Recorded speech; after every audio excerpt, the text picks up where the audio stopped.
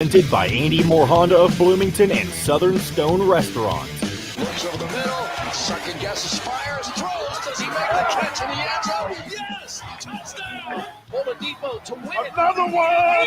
Another one! Oladipo! Huge hole! He's at the 30! He's gonna go! 10, 5, touchdown! Jonathan Taylor! Worked out by Burke. Bounces into Cody, puts it up, scores! Now, from the Golf Club at Eagle Point Studios, here's your host, Jim Coyle. Hello, everybody. Welcome into Indiana Sports Beat for another great edition here on this Thursday. Of course, Dustin Schutte from Saturday Tradition is sitting in with me, as he always does, very competently. Glad to have him. How are you doing, sir? I'm a little tired. We had so much going on last night. The Pacers in action. Tired. We had two MLB games. Fun Belt was happening. We had late night NBA action. It was I was all into the Fun Belt. It was an awesome sports night. And it just further proves, while they were fun to watch, Coastal Carolina, what were they ranked? 14. Yeah, it's a joke. And I know you know why? I promise you, 5 years ago, 10 years ago, they would not be ranked. This is just a part of the everybody's got to get a trophy syndrome, because they've got, I believe, close to one of the weakest strength of schedules in the country. So yeah, okay, they can beat the little boys. They're like the little league pitcher when you're 12, who's kind of got a head on maturity growth. There's always one of those guys, that throws harder than everybody else. He's a little bit bigger than everybody. He looks like he should be in the next grade. Well, sometimes that happens, but and it's the same with Cincinnati. I'll keep saying it. I've been beating on their drum. It's not personal. I have nothing against Cincinnati. But they're not the second best team in the country. They're not the 12th best team in the country. I don't know that they're the 15th best team in the country. And it's not a knock on them. It's just, there are too many teams that are better than them. Indiana could have beat them. I've said that 1,000 times. They didn't get the job done, but that's because of ineptitude on offense. But anyway, it's a great day. It's going to be a fun day. We got Chris Denari joining us for the Pacers. Wow, close loss for them last night. Thought they had that. Daggone it. Matt Taylor joining us, talk some Colts. Positive stuff going on there. Carson Wentz looking good. The offense looking good. Should have won that daggone Ravens game. It's just, that won't hurt the Colts like Cincinnati and Michigan State are going to hurt Indiana, but they're going to wish they had that one back, because, man, they just controlled Baltimore that night until the fourth quarter. Yeah, they did. And we're talking about the Colts. I don't want to say in a completely different light, but probably in at least a little bit different light, because 3-3 looks a lot better than 2-4.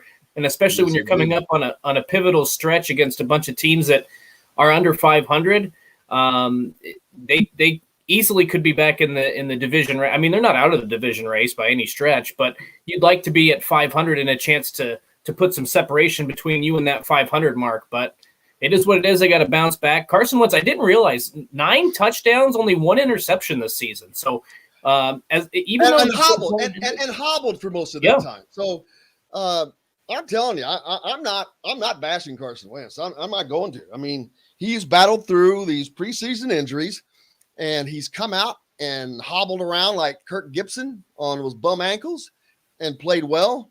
So it's just been a bad situation for the Colts, which is understandable.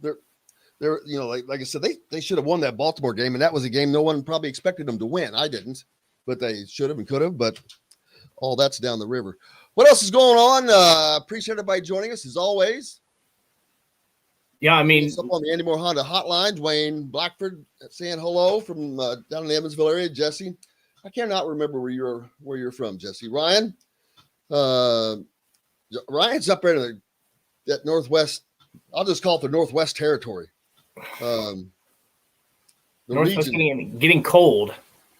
Oh, of course it's getting cold. It's what it does. That's why I would never live up there.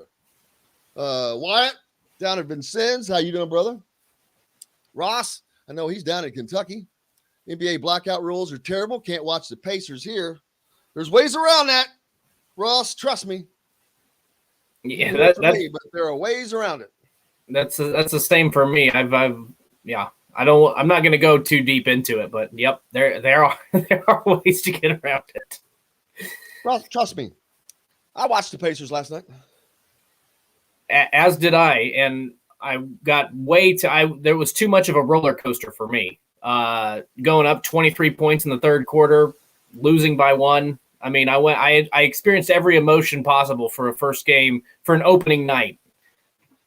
I told myself I wasn't going to overreact either, and that was not the case. I was overreacting to just about everything that happened throughout the course of that game because they looked so good, and it was almost like the Colts-Ravens game that we just mentioned, like, except instead of the fourth quarter being the dud, it was the third quarter, and they couldn't do enough in the fourth to bounce back. But there were some positives at least last night, I thought, with Chris Duarte playing really well, and Domantas Sabonis was unguardable through the first 24 minutes of that game, and Turner played really well on the defensive end. He struggled offensively, but I think there's some positives, and I'm looking forward to talking to Chris and getting his thoughts on it because as heartbreaking as a loss that was, I still think that when this team gets healthy, they're going to be really dangerous. Yeah, and you haven't noticed, but I took the lead in the oh, you did in the final stage. I might even have it on backwards. I don't even know. I was in such a hurry getting ready, trying to do all my treatments and all that crap.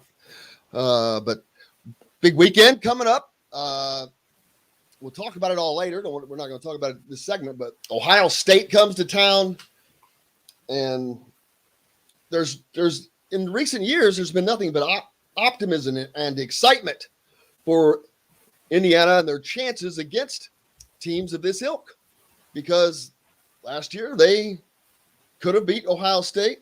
They did beat Penn State. They did beat Michigan, and a lot of those expectations were carried over. I expected it because they had 16 returning starters.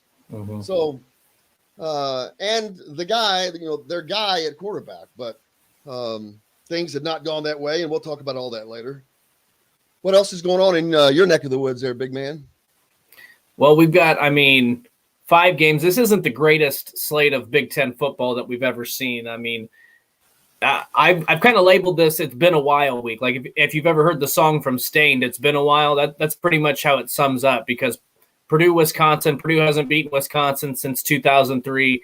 Ohio State. Indiana hasn't beat Ohio State since 1988.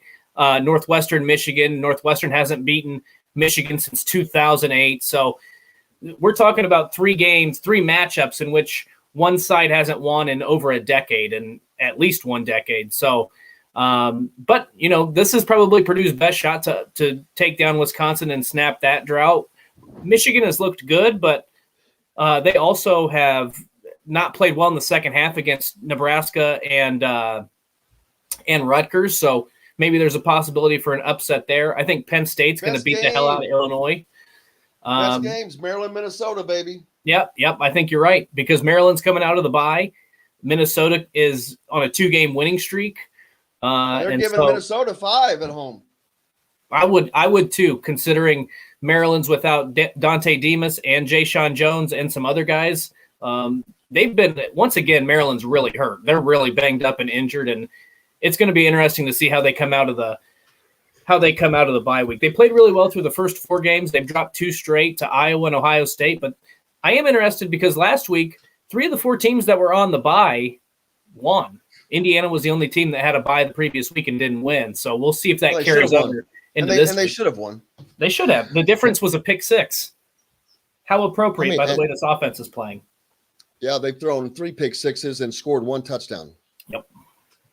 It's unreal. Not fun. It's a broken record. But we'll look forward to talking to Chris Denari and Matt Taylor. Turn it up a little bit. Got basketballs getting closer. Tomorrow, Ja'Kai Newton making his announcement. He is I think a 4-star from Georgia. That comes at 3 p.m.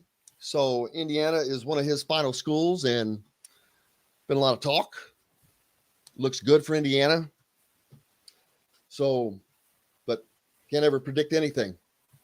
Don't Nope. just try to get out of that business, because even when you think you got a lock, what was that kid, DJ Carton, a couple years ago, transferred from Iowa, I believe, ended up at Ohio State. Thought he was going to go someplace else, but ended up at Ohio State. But yeah, that comes tomorrow. So big announcement for the next IU basketball target. We'll see how that goes. I know a lot of people are waiting on pins and needles, but I think it could be a good day for the Hoosiers. We'll see how that goes. He's from down your way, by the way. Where's he from? What part of Georgia? Covington, Georgia. Okay. Where's Covington, Georgia? That's a good question. I've not lived here long enough. I feel like it's not terribly far from where I am. This is where it pays to have Google, right? Let's look it up. Let's look it up. Let's see if I can watch him live in action. He's a Rivals 4-star shooting guard, 6'4", number 43 in the country. Okay. Ranked player. This is what I thought. I thought it was around the Atlanta area, but I wasn't sure which direction. It's southeast of Atlanta, just a little bit. Yep, only about an hour and 20-minute drive for me, so I might be able to get out there sometime and watch him hoop a little bit. That'd be cool. That'd be good if you could do it. That'd be awesome. Get a little vid. Heck yeah, man. A little interview. That would be sweet. Yeah, absolutely. Heck yeah, man. Man, we gotta get him involved in the basketball on this side of basketball things. What do you all do when the season's over? Saturday tradition. We are, so for the longest time, we did pretty much just football, but now we're starting to dive a little bit more into the basketball side, into baseball a little bit, to keep it more year-round. And as you know, once the season ends for college football, there is a little bit of a lull, but then we pick back up with spring football, then you get March Madness. So we're becoming more of a year-round thing. There's obviously recruiting we got to follow. So we are diving more into the basketball side. So you can expect more of that basketball coverage. Still not quite as hard as we hit football, because that's always the number one. That's always the number one seller. But we're going to do our best to cover basketball this season as well as we can, both on the men's and women's side. And then when baseball season rolls around, we'll be hitting some of that too. As he chews away at some sort of granola bar. Trying to get a late medicine, man. It's all medicine. We've already talked enough to go through a segment. We did. We got through it. Let's see. Wyatt said yes. Let's see. What did Dwayne ask him? Dwayne did something. I'm looking up on these Andy Moore Honda hotline, and I don't see what the question was. They're talking about the Field of 68 podcast that Archie Miller was on yesterday. Who? Archie Miller. I'm sorry. Who? I couldn't see the screen, so I couldn't tell if you were being sarcastic at first or not. I thought you said, I don't know what. I thought you said Archie Bunker. Okay, we'll go with that.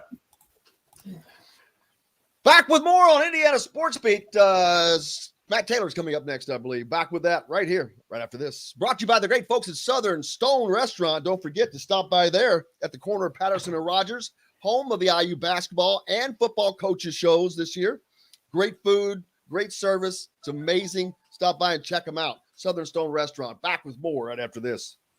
We'll be right back to the Golf Club at Eagle Point Studios for more Indiana Sports Beat Radio with Jim Coyle, presented by Andy Moore Honda of Bloomington and Southern Stone Restaurant. Whether it's a celebration. Another Indiana player in the transfer portal, by the way, football. This morning? Yeah. Yesterday. Oh. Yesterday. I didn't see it until just now. Who was it? Larry Tracy. Yeah. Never even heard of him. 3-star 2019 out of Indianapolis, played 15 games, mostly on special teams. At least they're not losing anymore. They don't list him as position? Corner. DB.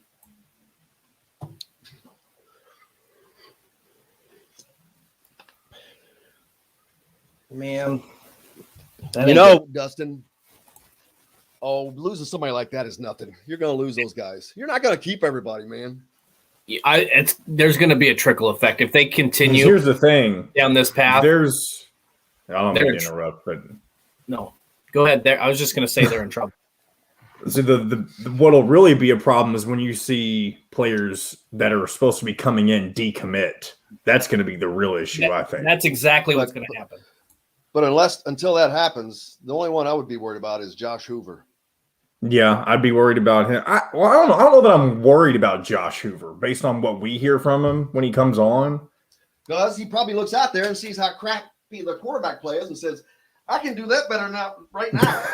He probably, I would, and he's probably not lying. I was going to say, he probably does. I'm guessing he thinks he can go in and win the starting job. And why wouldn't you? One thing that kind of worries me, but I don't think Dustin, you can really afford. Yeah, I've watched some of them. He looks good to me, man.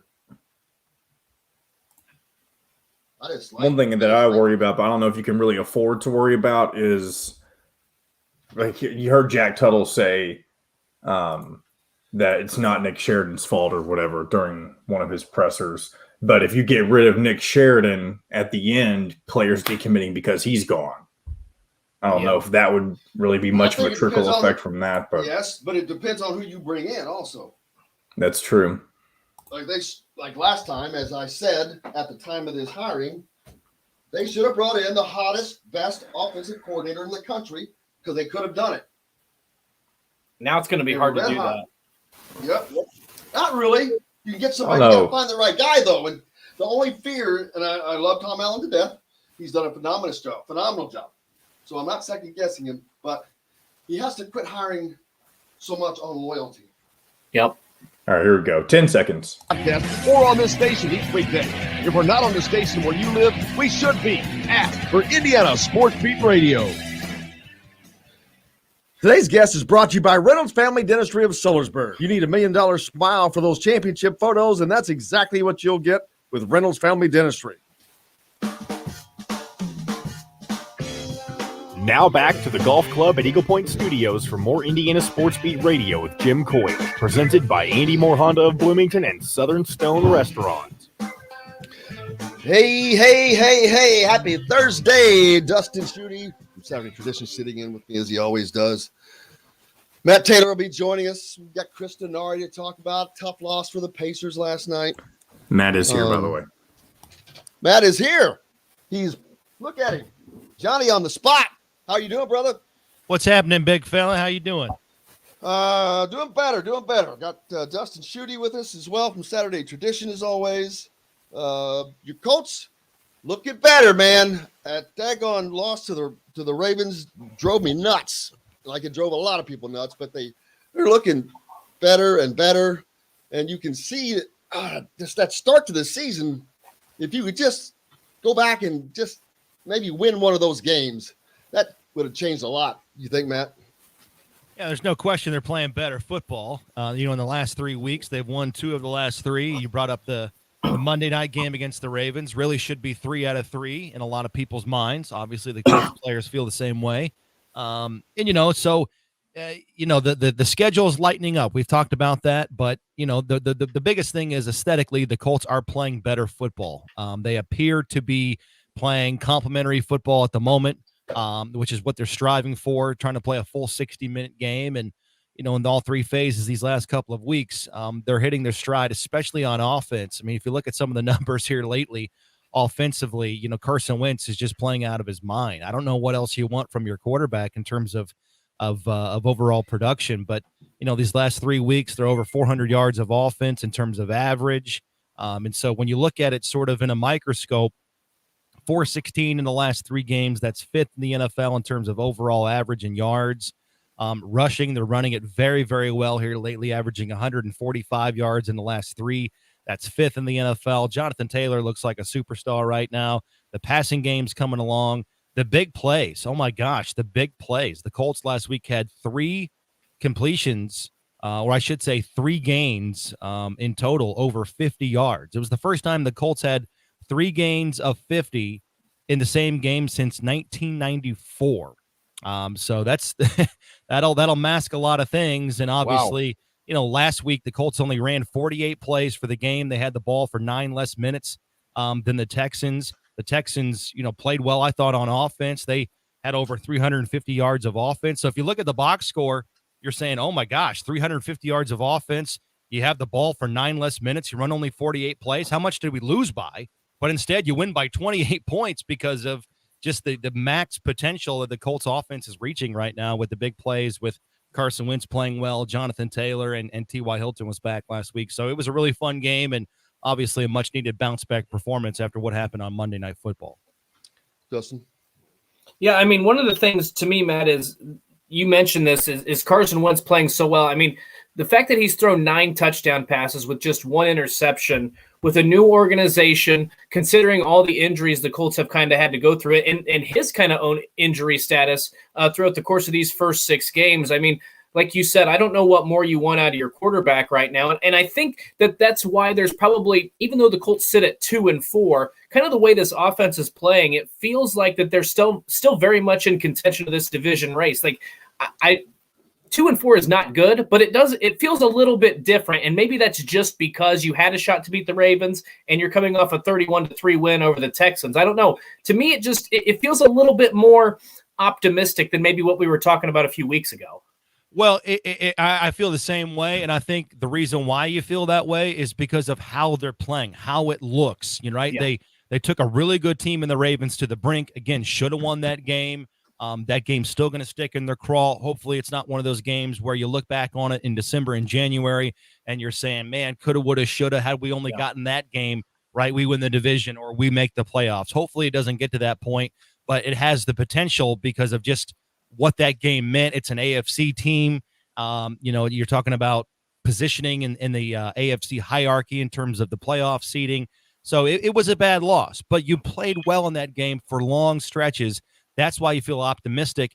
And quite frankly, the Colts did to the Texans what you're supposed to do to a bad football team, an inferior team in all 3 different levels, 3 different layers. The Colts manhandled them, especially in the second half, outscoring them 21-0 in the second half.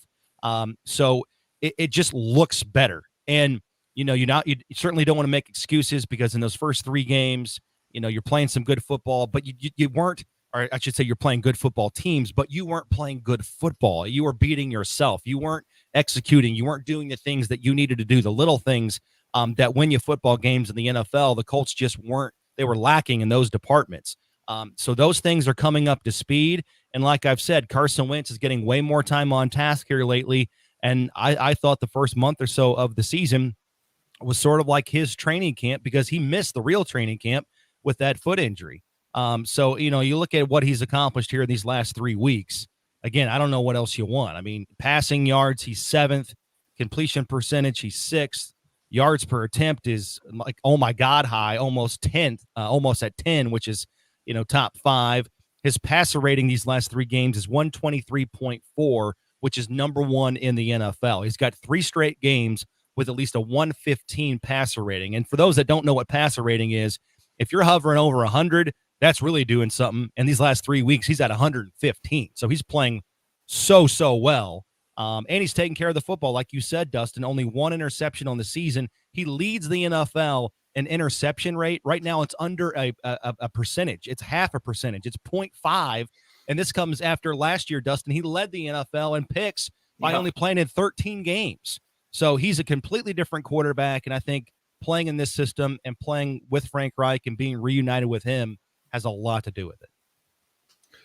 Yeah, and looking at the schedule, they could run off 4 straight wins coming up. I mean, it's lays out where now the 49ers, you got to travel to the West Coast. Of course, that's going to add a little bit to that, but you come back home and you got the Titans again at home. Then you got the Jets at home. Then you got the Jaguars at home. That's like 3 get-right games in a row.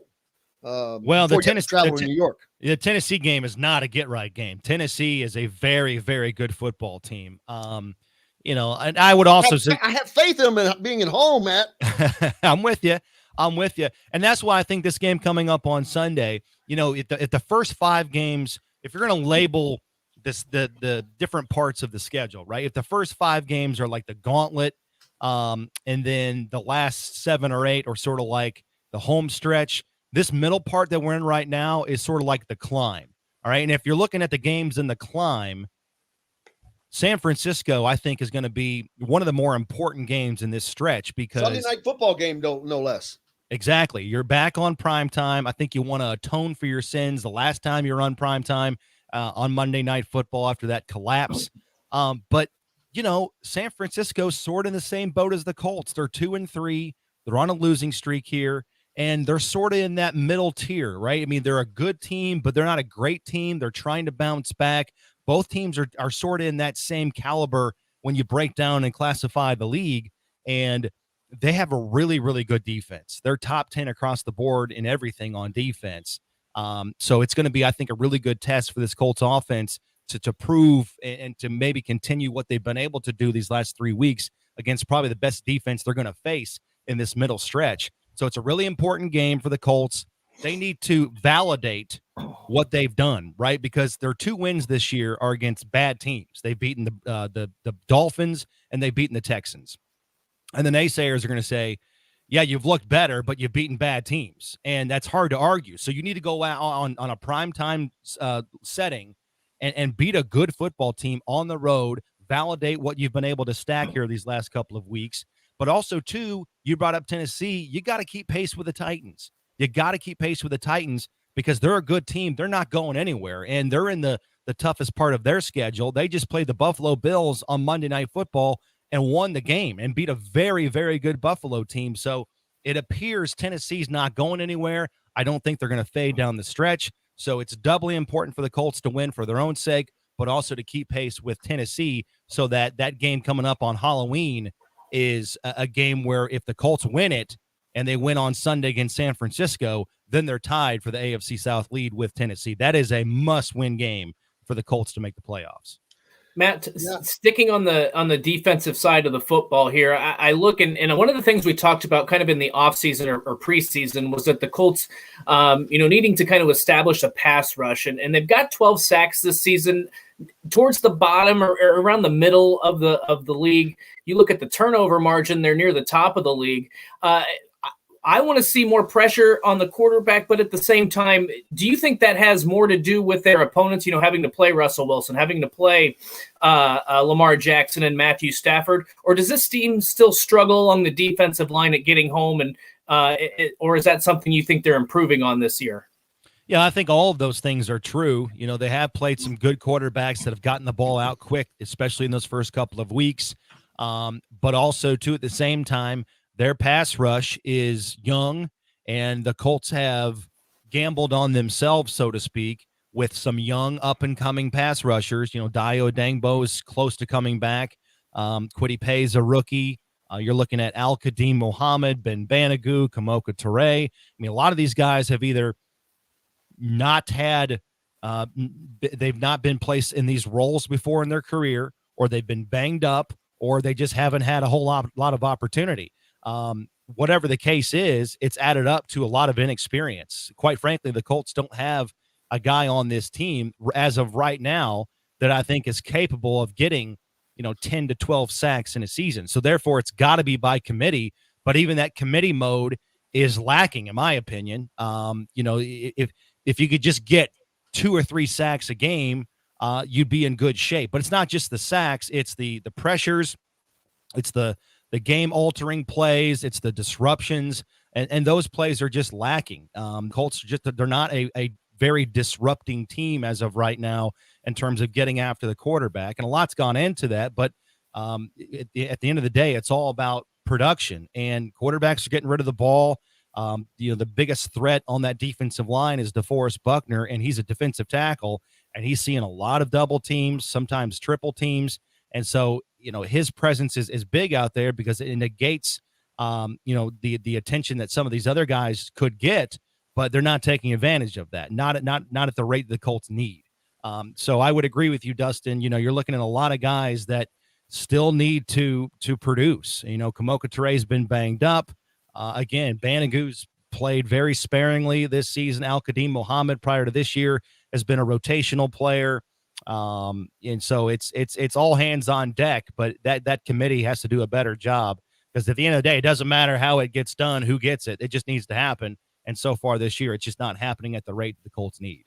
Well, Matt, we'll certainly look forward to it, and looking forward to you on the call on Sunday night, 8:20, a night game out in San Francisco, taking on the 49ers, man. I can't thank you enough, as always.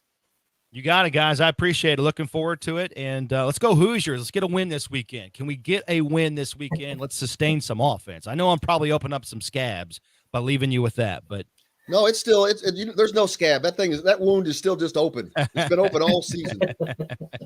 I'm with you. All right, brother. guys. I'll talk at you. Appreciate you, Matt. Matt Taylor, of course, the voice of the Indianapolis Colts, joining us here on Indiana Sports Beat Radio.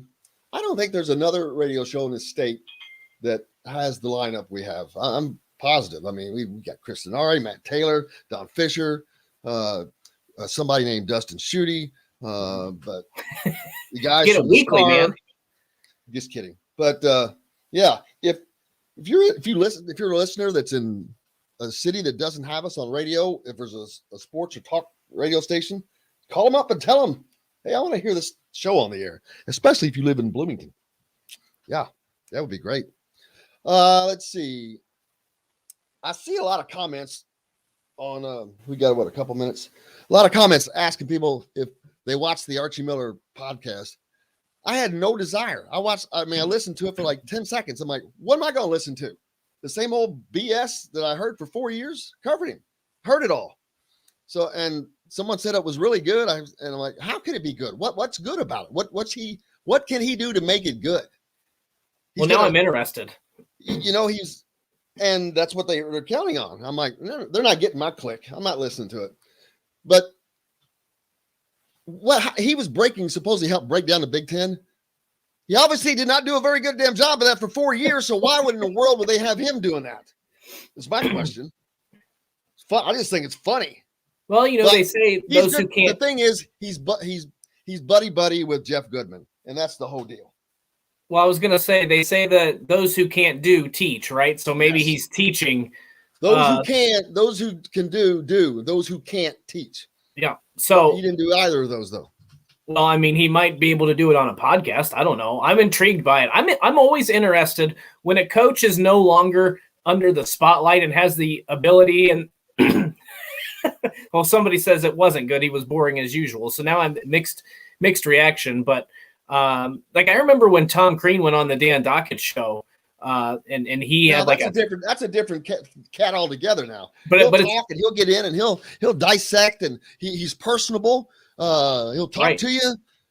But that's he's a semi-normal guy. He'll stop and help you change a tire on the road like he did in Bloomington once. But that's the thing to me. So if people say it's not good, then I won't listen to it. But that's the thing, that the one aspect of when these coaches are terminated and go on podcasts. Another good example was Tim Miles out of Nebraska when he was let go. I mean, these guys, when they don't have the restraints of, having to watch what they say and do the recruiting and, it's a little bit more fun. They're a little bit more off the cuff, but maybe if that wasn't the case for Archie, somebody can, if we get multiple people saying it wasn't good, then I'm not going to waste my time. But well, no, they're saying what was good about it. Everybody keeps saying, it was interesting. Okay, what was interesting about it? You guys are commenting on there. Throw us some comments. What made it interesting? I would love to know. Like I said, I'm not trying to be nasty, but covered him for 4 years, and there was not the first interesting thing about him to cover. So that's that. We got to take a break anyway. So while we're in the break, you can tell us what was so interesting about that. Indiana Sports Beat brought to you by our great friends at Reynolds Family Dentistry. Dr. J, if you're down in the southern Indiana area, Sellersburg, Clarksville area, they do a great job. He does all my work. I appreciate he's awesome. Make sure you stop by. And again, take care of those who take care of us, man. Support us. That's how we keep bringing this content to you. And we're back with more of it right after this. We'll be right back to the Golf Club at Eagle Point Studios for more Indiana Sports Beat Radio with Jim Coyle, presented by Andy Moore Honda of Bloomington and Southern Stone Restaurant. Hey, we all need insurance. Mother. Hey, Pete says he needs ideas for watching the Pacers. He hates NBA TV for $150 a year. Did Jim mean to drop out? Did you mean to drop out, Jim? Just nod your head. I won't put you back in if you want to stay off. Okay.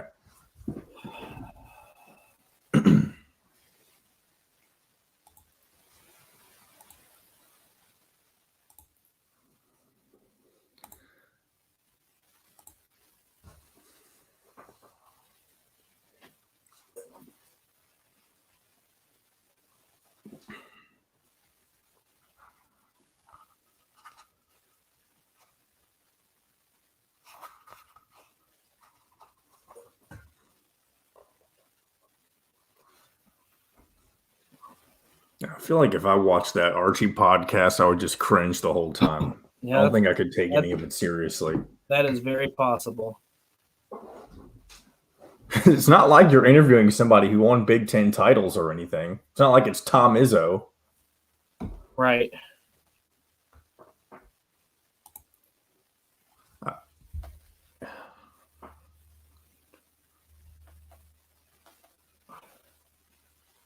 I hope somebody brought up to him that he never beat Purdue.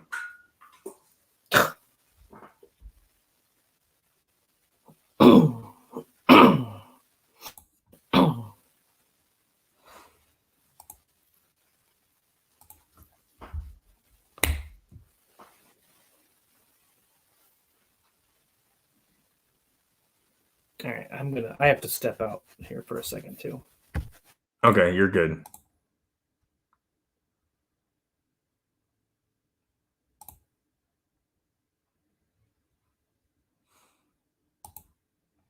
Hey, Jim, we got a minute, just letting you know.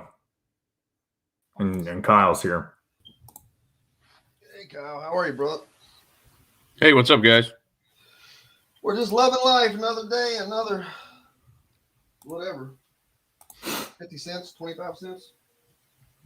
Exactly. Put that on later. Oh man, your weekends are about to really crank up, huh? Oh, yeah.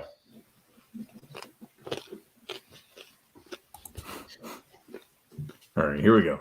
8 months and $0 down. Or how about a brand new 2021 Honda Passport? Also 0% APR financing over 48 months and $0 down. Get more to your door with AndyMooreHonda.com. Come see us at the all-new Andy Moore Honda, now in Bloomington. This segment is brought to you by Sam's Family of Restaurants. Fresh, local, family. Now back to the Golf Club at Eagle Point Studios for more Indiana Sports Beat Radio with Jim Coyle, presented by Andy Moore Honda of Bloomington and Southern Stone Restaurant. Hey, welcome back. It is Thursday. Another great lineup. Kyle Neddenriep from the Indy Star joining myself and Dustin. How's your week been going, Kyle? Good, Jim. How are you? Dustin? Cannot complain. Nobody wants to listen, as usual, but I'm leading the Tour de France. I'm the latest stage winner of the Tour de France today, so I'm happy about that. Nice. Congratulations. Man, big games happening still and big games coming up as the sectionals. Is it sectional week now? Or are they a week off? First week, but the big schools are mostly off. There's a couple of 5A games, but none of the 6A teams are playing this week, and so it's 4A on down, and then next week there'll be a ton of big games, not only in the big classes, but a lot of these sectional semifinals for the smaller classes will have a lot of really good games too. So this is sort of there are some good games this week, but not as many as we'll see next week. Well, there's so many more games too coming on next week with the addition of that. That's mainly because that class is smaller, right?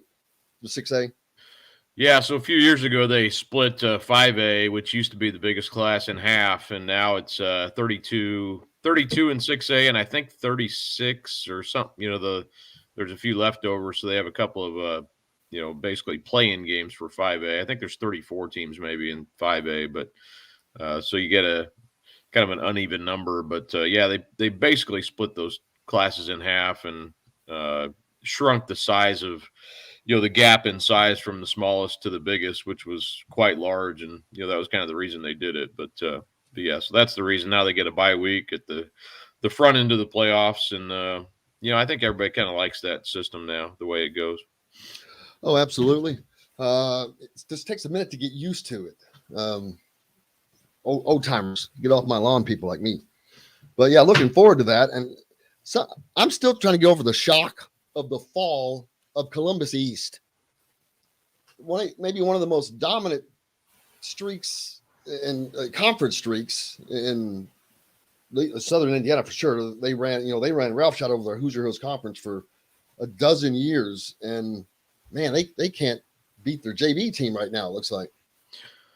Yeah, they Bob Gaddis retired, obviously, which he'd been there forever, and that program was really something else. And I think probably just one of those things where you're changing coaches, and they had a little dip in talent, and it's probably unsustainable to think they even did what they did. But yeah, I was curious how this. I saw they lost a few early in the year, and then weren't able to. I think their conference streak had gone back to the early 2000s. So pretty incredible that you have a stranglehold on it for that long. But great run, and I'm sure they'll be back. They're a program that'll sustain itself at some level. So I'm sure they'll be back. I beat them when I was in high school. Daggone it. But they got us my senior year. Still, will never forget that one. That'll haunt me forever. But you got lots coming up this week, man. Lots to keep you busy with the other classes. The 5A, of course, gives them a little more spotlight, I guess, this week because the 6 days off. Yeah, I mean, 5A is pretty much off too. I mean, there's only I think Cathedral and Zions will play, but that's pretty much the extent of it. But yeah, I mean, there's some really good games coming. I'd say Brebeuf Jesuit and West Lafayette in 3A. Those Brebeuf is ranked third in the state. West Lafayette's number 1. Those teams play Friday night, so you'll have a state championship contender fall by the wayside in the first round. I hate that. Yeah, man, they have got to get to seeding both basketball and football tournaments. It's not that difficult. I don't think.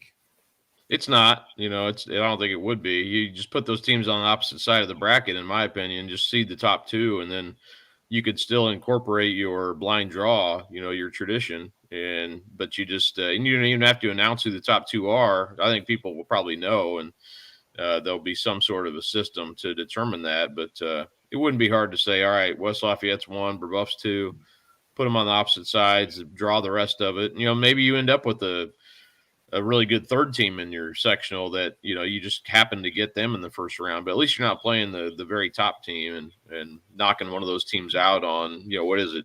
October 22nd, and one of your best teams in the state is turning in their uniform. So, it doesn't make much sense to me, and it makes for, at least we have some good games. I think that's kind of the argument too that I've heard from the IHSA over the years is, hey, do you want a whole bunch of blowouts on the first night?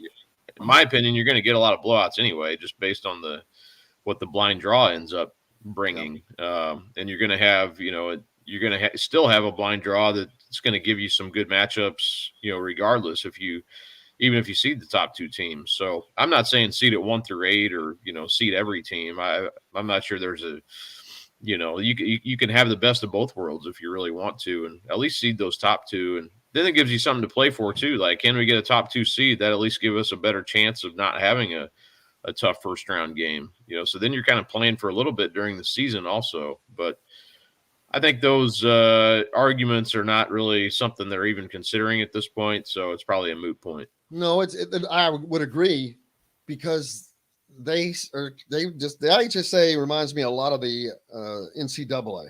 They don't do anything unless they are absolutely tied down, about to be thrown into a wood chipper, unless they do something, and then they'll finally maybe consider doing something. And it's because it's easy to do, and it will make the product better. I think it's deserving for the players. There's no reason to have the 2 top teams playing each other when you have, on the other side, you have 2 bad teams. It just stop. It's easy. Common sense, people. But, oh, well, that's my rant for that. But where are you going? Are you just going to be able to go to one game this week, or are you going to bounce around? No, I'm going to Cecina and Heritage Christian 2A. We're going to have Sam King from Lafayette's going to do the West Lafayette Brebeuf game, and that way we're not we're part of the same company, so we're not kind of double doing that game. But I'd like to see Cecina and Heritage Christian anyway. Heritage Christian's 8-0, undefeated, and that's a really good 2A game. Again, 2 teams that are the 2 best teams in the sectional playing each other. They're playing at Beech Grove, their new turf field down there. So should be a really good game. Again, though, unfortunately, one of those teams is going to go home. Heritage Christian could potentially lose that game. They'll be 8-1 and going home. That's a tough deal. But but should be a really fun game. Give me a chance to see somebody different too. I cover mostly 6A and some of the 5A, some a little bit of 4A.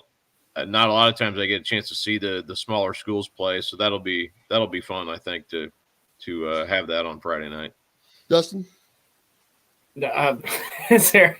You asked the guy who doesn't live in the state to talk about. I did it on purpose, actually. What's the? I guess my question would be, what are the other big time matchups that you're looking forward to from the weekend? Yeah, there's a few. I would Brebeuf, West Lafayette, Heritage Christian, Cecina.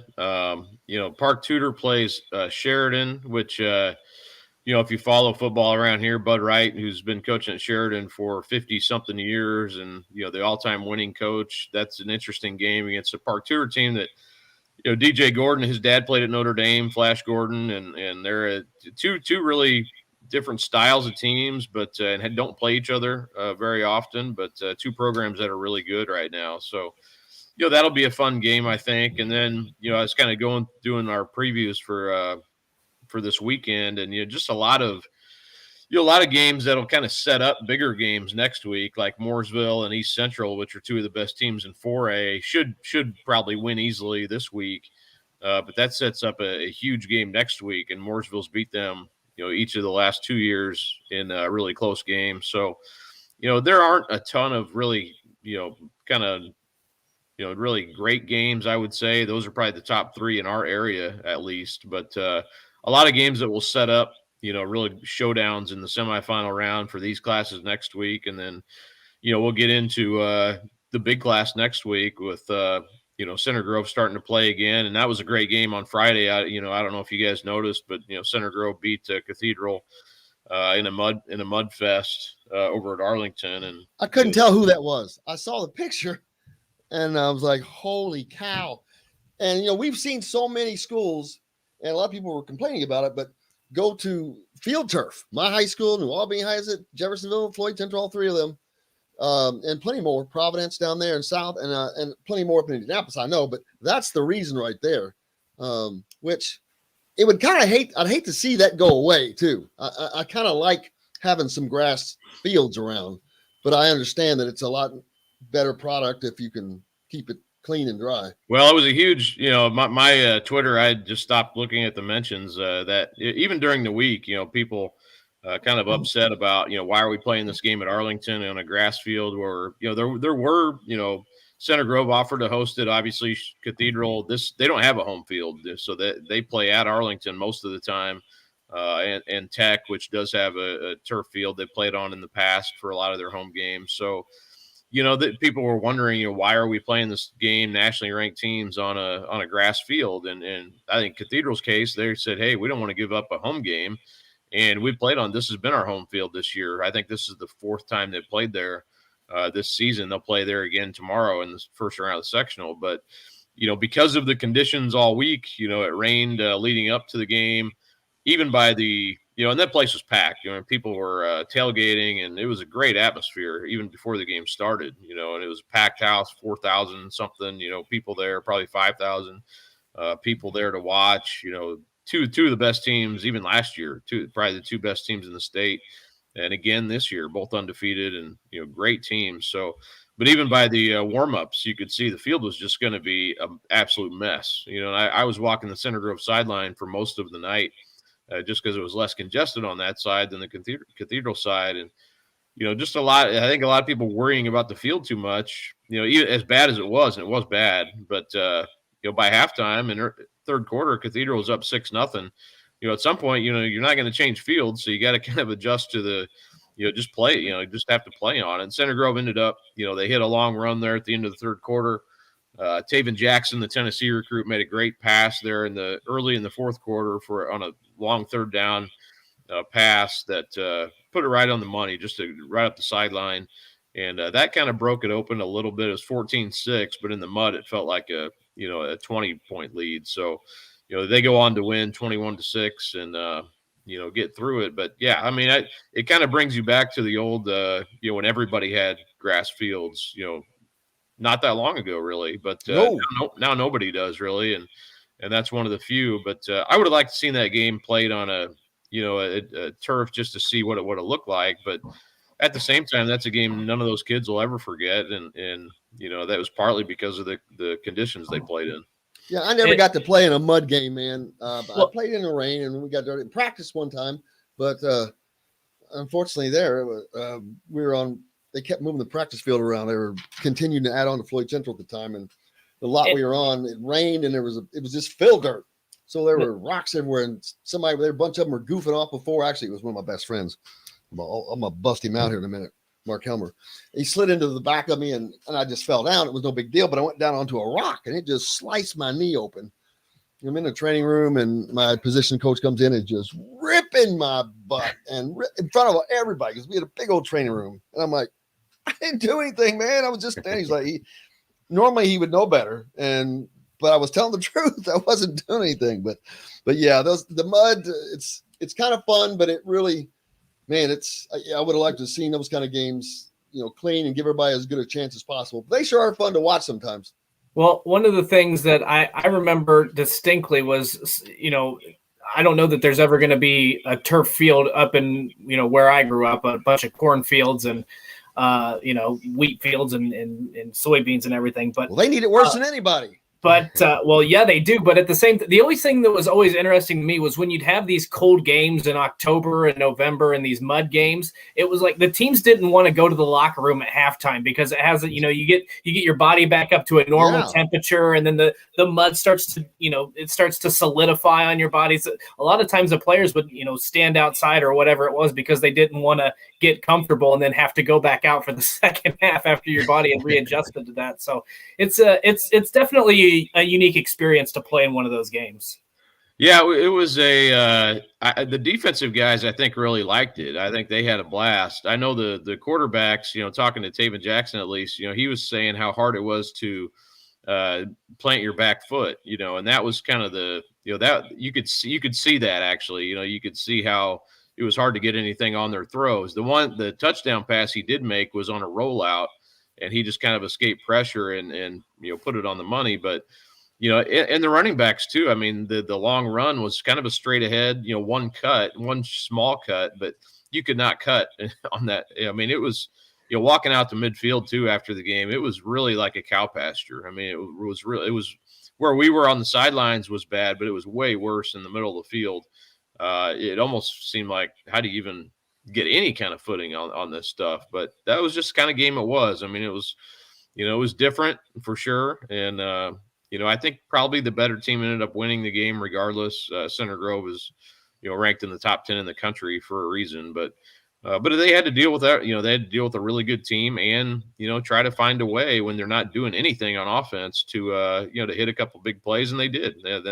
Credit to them. They came through when they had to. But yeah, I don't remember myself. I don't remember playing in a game like that. I remember in the cold, the super cold, and especially when I was a younger player, and they give you those long coats to wear, which I greatly enjoyed just wearing that and trying to stay warm the entire game. I swear, ours, and I'm not kidding, those raincoats were from the 70s. They were. They're like, you try to pop it, it wouldn't pop because it was just like one long sheet of whatever it was. It stayed. You could turn it upways, sideways, and it would stand up, man. But yeah, the good old days of football back in the day. Where did you go? You're from Missouri, right? I played in Nebraska. I grew up in Nebraska. Then I lived in Missouri for several years. Went to college in Missouri and lived there for a long time before I came here in 2008. Well, man, I appreciate you as always. Looking forward to seeing how this weekend goes. A lot of great games, and start catching up next week. And the sectional's kicking off. Yeah, looking forward to it. And you have anything that you need to? I know you've always got stuff out. Anything that we need to get fans make sure they follow on yours? Yeah, I'm previewing all the classes, at least the area, Central Indiana, and then I got a feature coming on Mount Vernon's quarterback, Gehrig Slunaker. It's actually named after Lou Gehrig, which is kind of cool. But, wow. Yeah, so I'm going to have that out here later today, and then work on some basketball stuff too. So look for that here not too long. The season preview stuff is still a ways off, but starting to get some stuff going now with basketball. Kyle Neddenriep with the Indy Star. Be a subscriber. I am. You got to get the news, man. Everybody needs to be subscribed to the newspaper. Keep the newspaper. We have to have newspapers. I can't stand. I love going someplace and reading the paper. There's a place that I do that quite often out here, and boom, pick it up and I read it. I did that from high school, but man, should be more papers, man. I want to see some paper boys back out on the streets. Yeah. Get your cut right here. I got the press. That would be great. I made a lot of money, not a lot of money, but I made good enough money. I did that for years and years, delivering the paper, and it was kind of my morning routine. I get up at 5:30, roll the papers, and I had about 45, 50 papers, and that was a great job for a 12. That's one of the one things I did kid. not do when I was a kid. I did about everything else, though. But, brother, I appreciate you so much. Have fun this weekend and be safe. All right, guys. Thanks. The great Kyle Neddenriep joining us on Indiana Sports Beat from the Indy Star. Up next, the voice of the Pacers, Chris Denari. Talking about that and what's coming up right after this. We'll be right back to the Golf Club at Eagle Point Studios for more Indiana Sports Beat Radio with Jim Coyle, presented by Andy Moore Honda of Bloomington and Southern Stone Restaurant. If you're in the market, How you doing? Doing well. Good to see you. Good. Likewise. Good. Nice to see you. Back in my old golf. God, that was. Hey, Man, every time. sorry for the confusion earlier, Chris. Sorry. I'm moving this radio interview to now. Oh, Duarte's gonna be really good. I mean, but he's old. Those threes he hit under pressure. I mean, I thought all we needed was a stop. Yep. And then, they banked in 2-3. Gordon banked one in. LaMelo banked one in. Yeah. It was crazy. Yeah. All good. How many years here now? 7 years here now in November. Wow. Yeah. That's amazing. Yeah. Where did you come from? Tallahassee, Florida. Okay. That's where I was before that. So I was listening to Bowen driving in. I didn't realize the Blackman tours. Brutal, man. This team this year is just one after the other. I know. It's been terrible. Like, fortunately, you get a few back. Like, Carson didn't miss really significant time, but like, he's been bad. Quentin Nelson. He's been missed games. Like, Eric Fisher's back, but he's not. You can tell he's not quite 100% out there. Yeah, the Achilles. I'd much rather tear an ACL. Oh yeah. And Darius as well. Like, you can tell he's not quite the same. Yeah.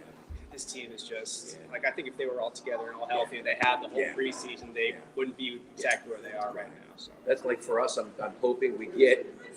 Good to see you. Nice to see you. I can't believe how old your daughter is. Oh my God. Is she a senior now? Senior pictures. Yeah, I just came back. Sorry to interrupt. No. Now she's still doing crew car wash. Yeah, that's good. When I talk to him, that's my favorite place to go. Yeah. I've got the unlimited pass in I do Carmel, too. man. I'm just through there all the time. I know, right? Yeah, she loves it. That's awesome. She sent all her applications in. She got into Ball State. They gave her an academic scholarship. Just got into Western Michigan academic scholarship at Awesome. College. That's awesome. I'm like, I don't count this is too far away. Is that like 4 hours? That's a long ways. Yeah, we had, let's see, Manchester, Butler, Ball State. That's where the three of ours went. Yeah. And now they're 32. Hey, Jim, we're coming back in 1 minute. I'm going to be a grandpa in December. No, you're not. Oh my gosh. Our middle one and his wife are due. Yeah, they live in Westfield, so it's close. Awesome. Yeah. That's up by us. Yeah. Good for you. Yeah. I'll let you get back Okay. to it. All right. Good to see you, Janelle. You too. See you later. Did you say 1 minute for you? Yeah. Okay, cool. Really good to see you. Hey, Chris. good to see you, dude. Hey, I'm here. Hey, Dustin. Sorry, Chris, about How's it that going? confusion earlier. I misunderstood what was coming through. No, I'm here at Channel 59, where I used to work, ironically, many years ago. And so our hits at 10:45. I thought it was going to be at 10:15, and so this worked out well, as long as it worked for you guys. Perfect. All right, here we go. Coming back. Clubhouse, Sam's Restaurants, professionals in the art of food and drink. This segment is brought to you by AAA Insurance.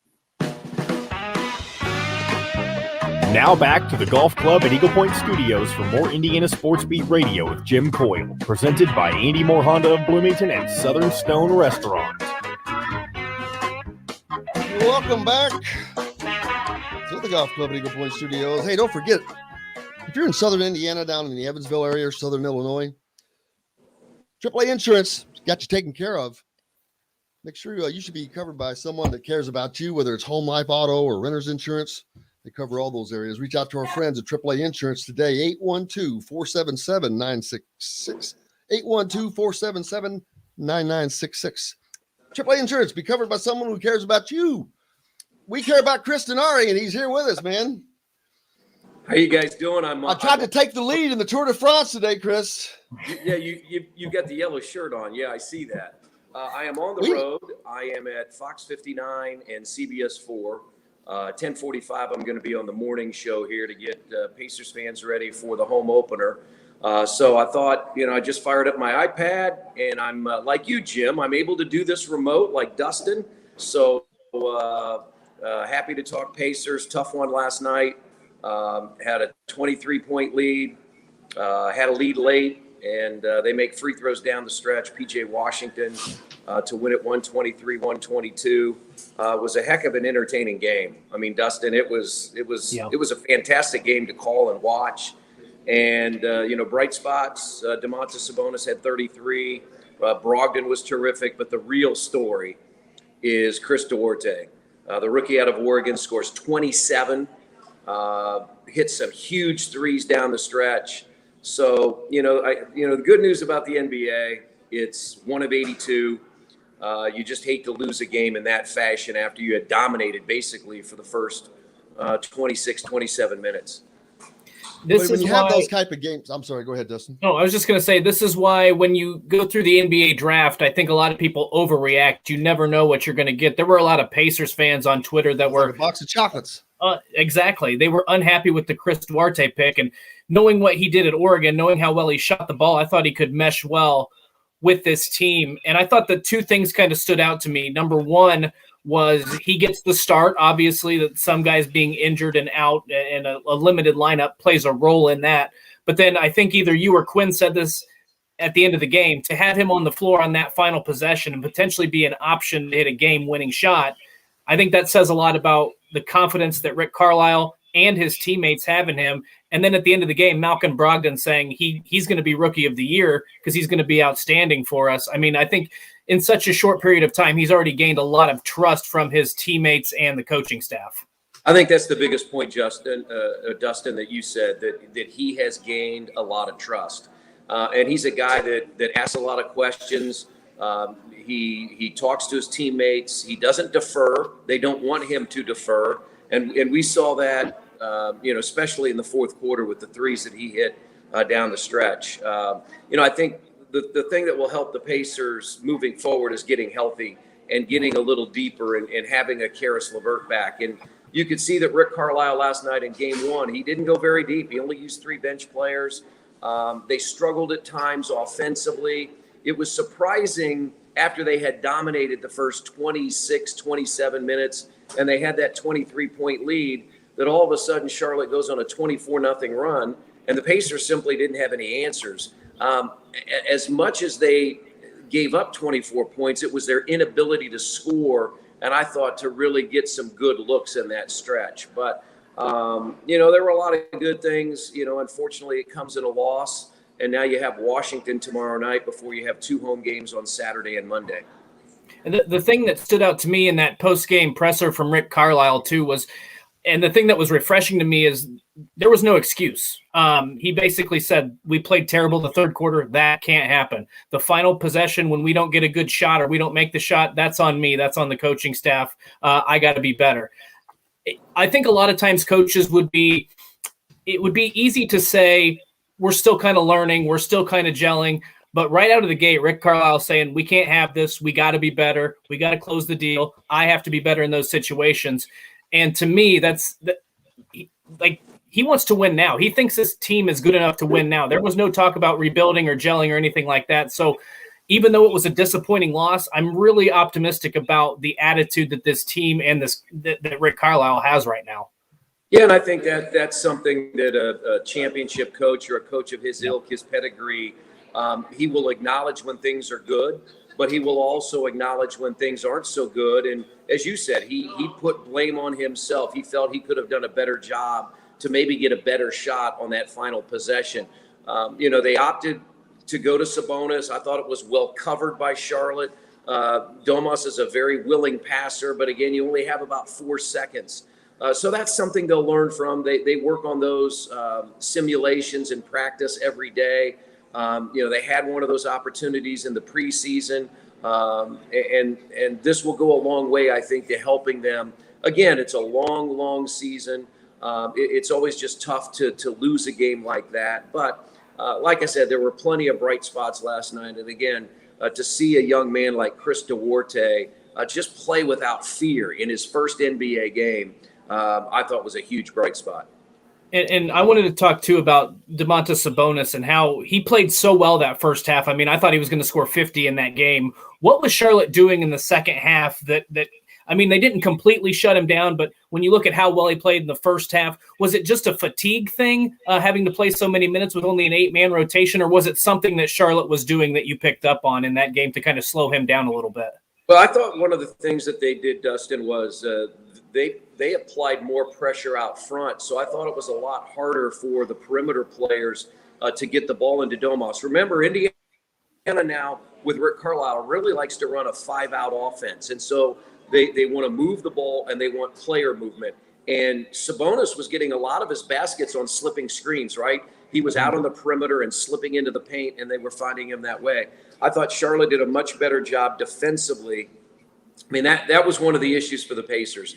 17 turnovers leading to 22 points. That was a huge problem. So the pressure they put out on the perimeter, I thought really affected them inside.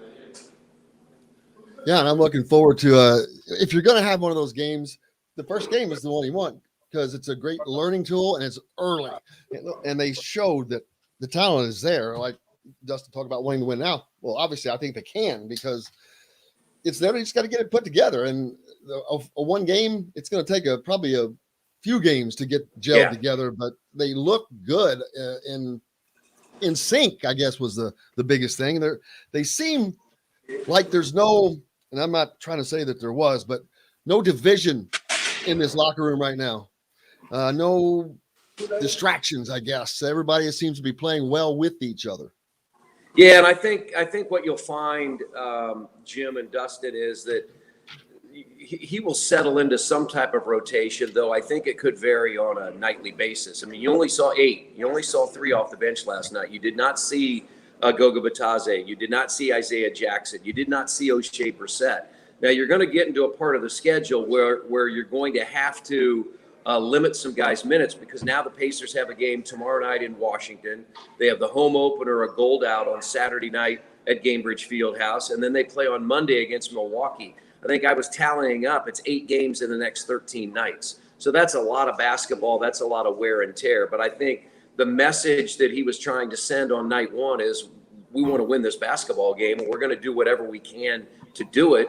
And for the better part of 27, 28 minutes early on, they were in that position with a huge lead. And even late, after they fell behind by 10, they were able to take the lead on a Duarte 3 at 116-113. And then I think Hayward banked one in from 3-point range. So, it was an exciting game. It was a fun game to call.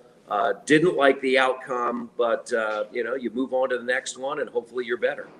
One of the things that I was looking at too from that game last night is the energy in Charlotte with the fans back in the arena. It just kind of permeated, and that's probably why I got, I was standing up in my apartment with my hands on my knees, after every shot in that fourth quarter because it was just so exciting.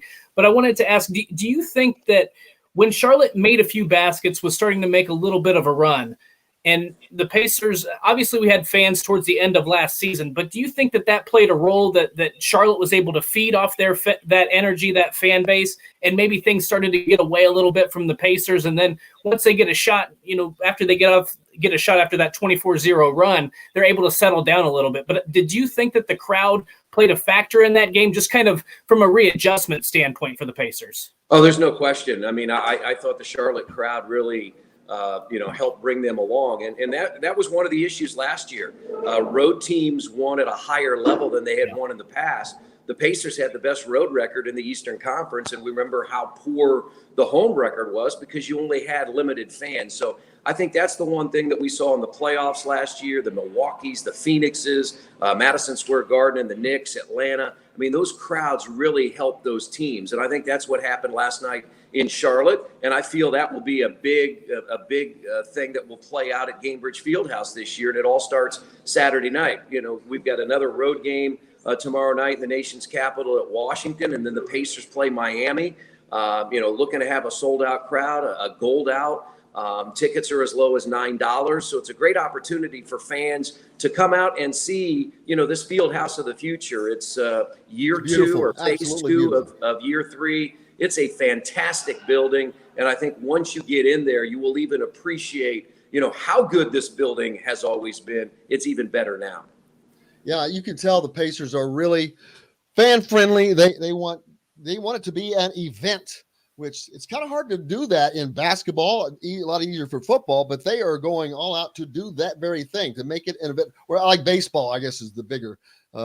You can have the kids area out in the right field or whatever.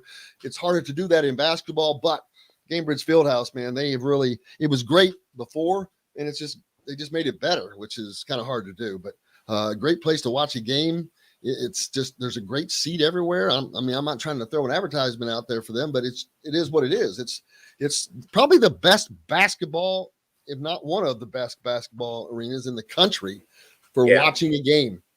It is the best, and when you get in it and see what they've done, the amenities that have been added, the new seats. Last year in the lower level, they had the new seats. They've added those to the club level. Next year, they'll add that to the balcony level.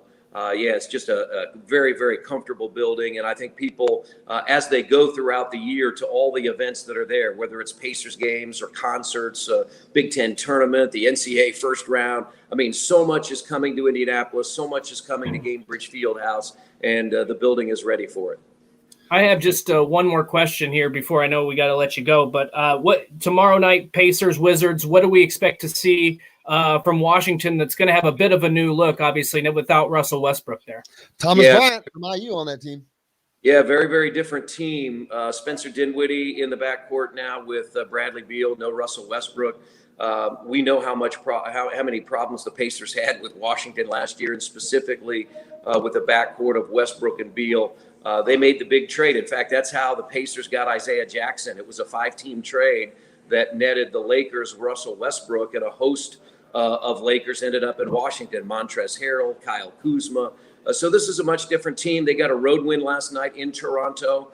So it's a team with a brand new coach, Wes Unseld Jr., taking over. So this will be an important game. The Pacers would love to come home, 1-1. We know how difficult this schedule is to start the year. 12 of the first 19 on the road, then you have 9 of 10 at home. So even though it's a long season and it's 82 games, I think tomorrow night an important game to see if you can get back to 500 before you hit home. Well, man, I know we got to get going. I just do want to ask one thing, because I didn't see this, but it's a book from just a couple of years ago that I think would be extremely interesting for Pacers fans.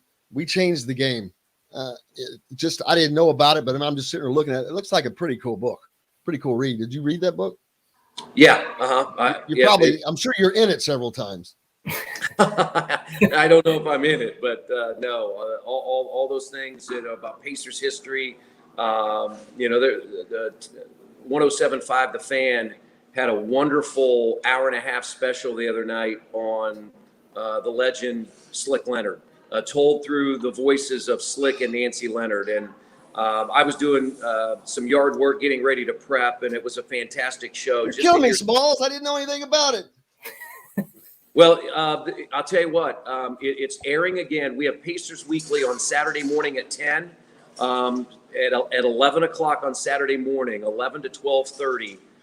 Since IU football is at night, they are re-airing that 90-minute special. So it's a wonderful program, and hopefully people can listen. You can go to iHeartRadio, 107.5, the app, and you'll be able to listen to that show. Pacers Weekly at 10, and then Slick and Nancy Leonard from 11 to 12:30. Dude, I gotta have that. I gotta hear that. I became so infatuated with him right toward the end before he passed, and I don't know why. Probably because of you could just see who and what he was, and the other was that I did not get to talk to him, which will haunt me for the rest of my life because he was just such a great character to this state. But I know you got to get going, so we'll let you do that. I can't thank you enough. Man, we got to get one of those jackets, man. Me and Dustin got to get one of those jackets. They look Yeah, good. no kidding. That's nice. Have a great day, Chris. Appreciate you. Chris Denari from the Indiana Pacers joining us. Those are good-looking jackets. Yeah, I know. I really do want one. I was going to ask him that in the break, but I didn't get the chance. So I don't think I'm going to hesitate. I guess we need to take a break, John. Yeah, we got to take a break. We got more coming up. Don't forget again, our friends at AAA Insurance. If you're in the Southwest Indiana area, down by Evansville or Southern Illinois, they'll take care of your insurance needs, whether it's home, auto, life, or renters. You need to be insured by someone who actually cares about you. So reach out to our friends at AAA Insurance. They also help provide us that manage to get this content to you. 812-477-9966. 812-477-9968. AAA Insurance. Be covered by someone you care. Back with more after this. We'll be right back to the Golf Club at Eagle Point Studios for more Indiana Sports Beat Radio with Jim Coyle, presented by Andy Moore Honda of Bloomington and Southern Stone Restaurant. Whether it's a celebration. Hey, when you're reading off that number, make sure you don't read off the wrong number because you did it at the end. One of your scripts, you wrote the wrong phone number down. Am I reading it off of right now? Because it's not the written one you down just. wrong. What? It's not written down incorrectly here. You said 9966 the first time, which is the Yep. correct last four. Then you said 9968, and you did it yesterday too. I said it. Yes. I don't know why I freaking do that. I did that when I recorded it once. I have no idea where that comes from. Why I'm doing that. I'm about to take a big ass fat marker for that business right now.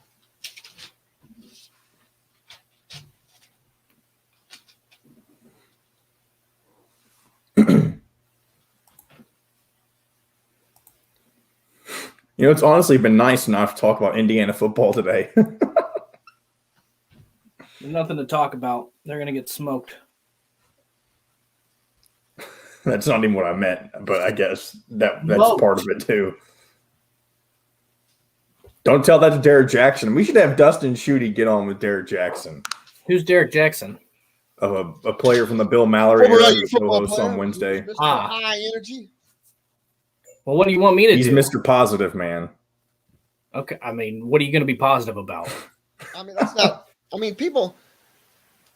The thing is, people think that like this show is just. This is not a fanboy thing, show. Man, I'm gonna follow it like I see it. But Dustin does. He's a journalist. He can't. This is not a. We cater to an IU Big Ten market, but I'm not an IU fanboy. I'm not going to sit there and say it's great when it's not. Well, That's I mean, I'll leave right. that to those guys. Yeah, I mean, it's fine to have that That's opinion. why 2 years ago, and John, somehow we're going to find this. 2 years ago, when they hired Kalen DeBoer, I just, for a second, Nick I said Sheridan? how bad of a mistake that was. That it was the wrong thing, that he was not the guy, he's not experienced, that they could have gone out and got the best offensive coordinator of the country at that moment, and instead chose to go a different direction. And hence, I think that's a big part of why they are where they are right now. I mean, the change is almost inevitable. The only thing that will keep Sheridan. I don't know in that I his agree job, with that. Here's the thing: if Tom Allen doesn't, and nothing improves over the rest of this season, then Tom Allen will be under fire at that point if he doesn't do anything. So we got to come back in. AndyMooreHonda.com. Come see us at the all-new Andy Moore Honda, now in Bloomington. This segment is brought to you by Andy Moore Honda of Bloomington. Now back to the Golf Club at Eagle Point Studios for more Indiana Sports Beat Radio with Jim Coyle, presented by Andy Moore Honda of Bloomington and Southern Stone Restaurant. Hey, make sure if you're in the market for a vehicle, Andy Moore Honda Bloomington, they've got deals and deals, man. Deals with $0 down and 0% APR financing on 2021 and 2022 Honda Pilots, as well as 2021 Honda Passports. Get more to your door with AndyMooreHonda.com. And also this month, everything they're working towards breast cancer. So they're tough enough to wear pink this month, and they're trying to work on that. So if you buy a vehicle this month, it will help that out. And I'll make sure you get if you tell me you heard it on Indiana Sports Beat, I'll make sure you get a pair of tickets to an IU basketball game. How about them apples? How about them? You know what? one of the funnest moments of my life, dearest moments of my life, is when Kylie, my little girl, was she was walking. So like 7, 8, we were on an elevator, one of those like Lower Marriott that has the signs on the doors when they close, Yep. And I think they had apples. Anyway, I just said to her one day, I go, "How about them apples?" So a lot of people may not know what that means unless you're older, but she just looked up as sweet as she could be and just said, "What apples, Daddy?" I love how you said she was talking and walking, so she had to be 7 or 8. I'm just guessing, man. That's been a minute. I can't remember all that stuff. But I mean, they're talking and walking by what, like 2, 3? I don't know. She was big enough to form a sentence like, "What apples, Daddy?" Yeah, they definitely need to score more touchdowns. That's the understatement of the day. Ross says, IU commit offensive line Carter Smith, now ranked number 184. That's good. Yeah, they got to get guys in, but I don't think that's a problem because those guys see that they need you. I mean, they like, and most guys should be in the mind frame of, hey, I can do that. I can be that guy. If you believe in yourself. Right. Yeah, that's going to be interesting to see if they can come in, and it's going to be fascinating to see how this changes. Matt asking, what is the new name of the field house? It's Gainbridge Fieldhouse. Gainbridge. Gainbridge. Yes, I am, Forrest. There's no doubt about that. Someone thinks you're smart, which I don't. Oh, she's smart. Then she says she must have smoked weed. Oh no, they're going to get smoked this weekend. Smoke this weekend. I thought she said smoked weed after she said you're smart, so I figured that was just kidding. Let's see. No. Tim asking, can they get Newton today? Nope, because he's not committing today. Tomorrow's very possible for that. Noah Clowney, I think his cousin is Jadavian. I don't know. Someone told me that is a possibility. It's a possibility. All right. My mind is so lost. What were we talking about would be a funny segment. He was referring to having what I was talking about earlier, saying Derek Jackson should come on with Dustin Schutte to combat against not the pessimism of Dustin, but the realism of Dustin. Yeah, I mean, I would be willing to do that at some point, but I don't know. Like, here's the thing. I'm not bashing anybody for taking a positive approach. I think it's great when fans are positive because if you're negative, man, if you don't believe in you, who's going to? Right. If you're negative, plus if you're negative, what's the point in watching? Like, but from my standpoint, I call it like I see it because I don't care who wins these football games. So I call it as I see it. And if right now the way I look at it is Indiana's offense is so awful to watch. I mean, like, it's painful. I typically go back and watch the games. And who they played, daggone it? App State last night. Oh yeah. From the Fun Belt. And what a great nickname to give your conference. It is. The Fun Belt. It's a play on the conference name, the Sun Belt Conference. Because it is fun. Man, I don't remember what the final score was, but they were going back and forth, big plays. That quarterback for I think it was App State's quarterback. That dude just looked crafty. He'd be in the grasp of somebody and he'd flip it successfully. It just looked so crafty and throwing balls on dropping dimes, man, in the guy's hands. Yep. I'm like, this is App State, and I know they're playing whoever they were playing, Coastal Carolina, but Coastal Carolina was 6-0. They were 14th in the country. They got their trophy. Well, now someone grabbed their trophy and smashed it on the ground. They don't have a trophy no more. There's no one really left to smash Cincinnati's trophy because they're not playing anybody. But all right, let's say Cincinnati wins out. They're ranked in the top 4. How the hell are you going to keep them out? You're not. They're going to be in. They'll be in the playoff if they win. They beat Notre Dame. They beat Indiana. Ridiculous. That is the most utterly ridiculous thing in the world. They're not that good, man. No, man, Indiana should have beat them, and Indiana's not that good. Yeah, but there's been yeah, but there's been. I mean, look at some of these teams. Here's my big thing. There's no look at some of these teams that have gotten into the playoff and have just gotten smoked. I mean, I can't remember the number, but at one point, like 8 of the 10 first-round games were decided by 21 points or more. So what does it give someone else a chance? I mean, is it really going to look that different whether it's Cincinnati or I'm only Oklahoma? saying that not because it's Cincinnati, but because I've seen Cincinnati play. And I saw them play against Indiana. And if Indiana had just been halfway competent on offense, they win that game. Or I don't know that Cincinnati wins if Micah McFadden gets taught. McFadden doesn't get thrown out of the game. They had one freaking first down up until that point. One first down. They were shut down. I'm not disagreeing with you. I'm just saying they smoked UCF too. I mean, if they do what they're supposed to do, there's nothing else they can do. They scheduled 2 Power 5 opponents, a prestigious Power 5 opponent, and one that was supposed to be pretty good. And then they're getting through their AAC schedule without a problem. You win a conference championship game and you're 13-0. I mean, put them in. I don't care. I think UCF legitimately would have put up some sort of struggle back in what year was that? 2017.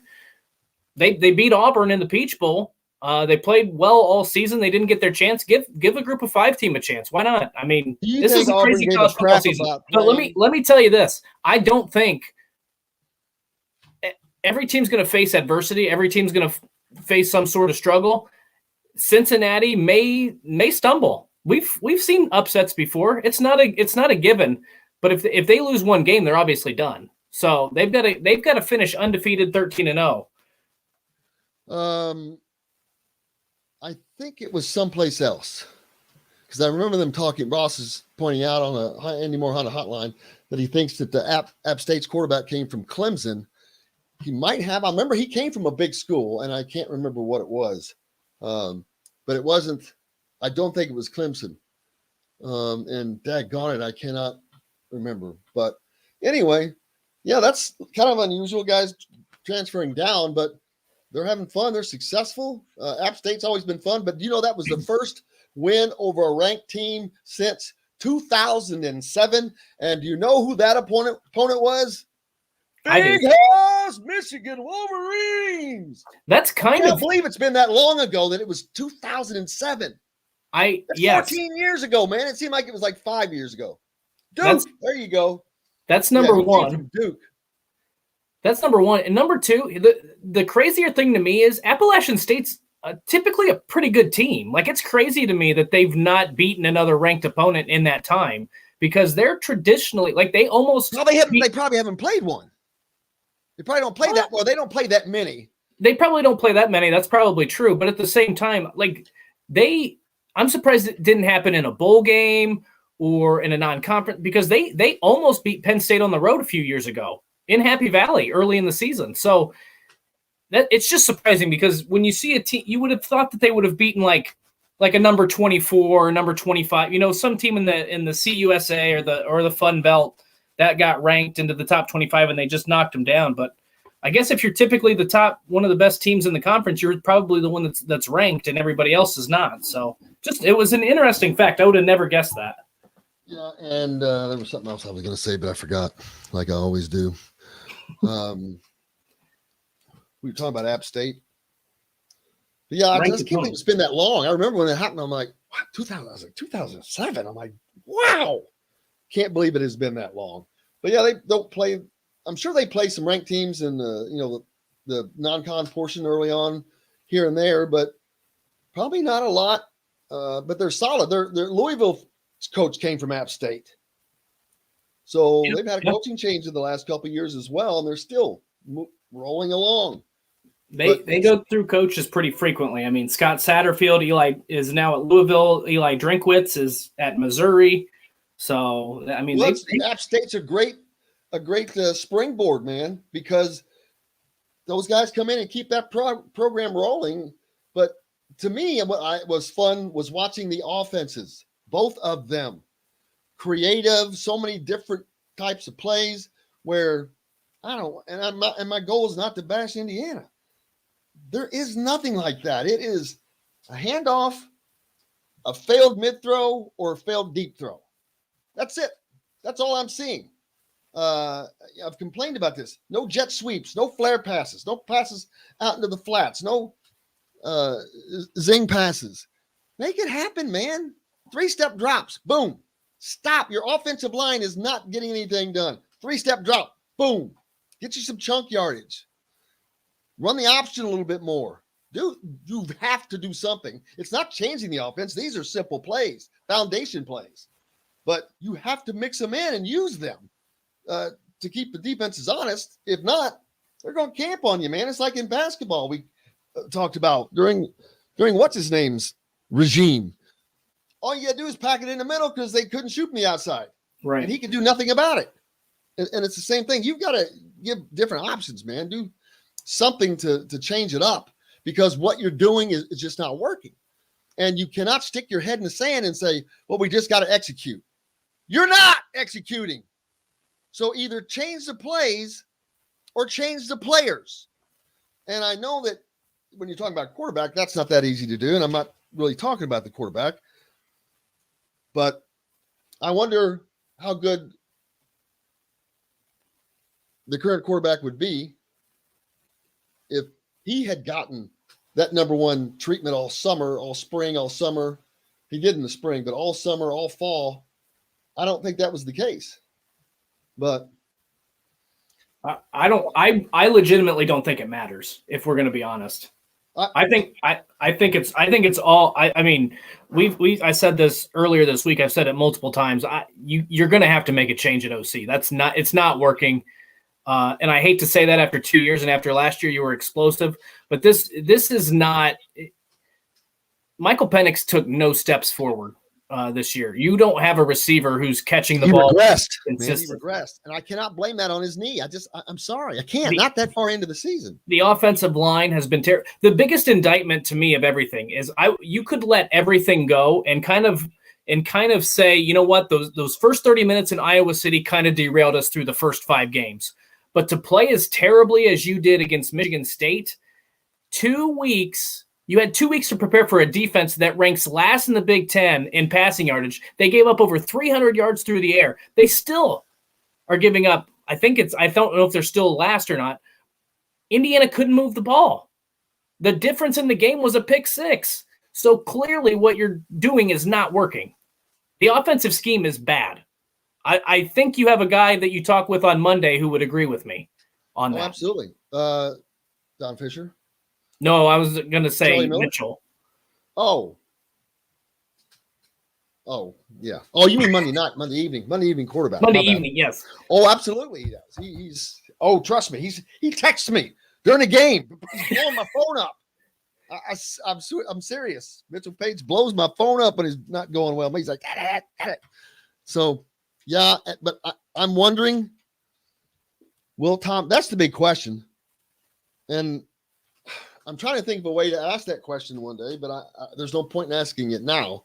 But I want to ask. I want to know: does he think that his loyalty, is he loyal to a fault, and that, you know what I'm saying? Like I've said, man, they should have gone out and got the best guy for the job.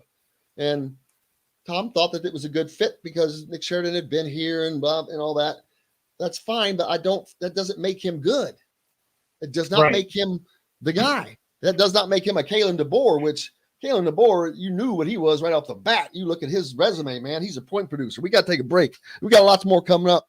Hey, if you're in the market for a car, you need to go visit our friends at Andy Moore Honda of Bloomington. They've got deals, $0 down, 0% APR on Honda Passports and Pilots. And they're working on supporting breast cancer this month through the American Cancer Society. So be a great time to go out. And if you tell them you heard it here on Indiana Sports Beat Radio, how about a pair of basketball tickets to the Indiana game? We're back with more right after this. We'll be right back to the Golf Club at Eagle Point Studios for more Indiana Sports Beat Radio with Jim Coyle, presented by Andy Moore Honda of Bloomington and Southern Stone Restaurant. Whether it's a celebration, one day I may be good at that. Good at what? What I'm doing. I noticed the wardrobe change happening behind the scenes earlier. Not that you changed, but the reversal. Oh, yeah. But actually, I didn't turn it on. That was to turn my, but it fix that too, but you got to fix mine. Ooh. Who?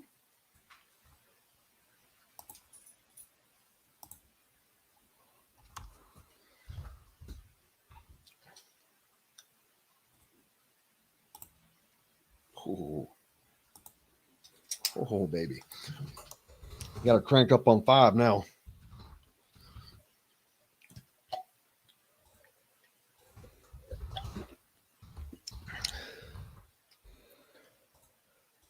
Oh, man.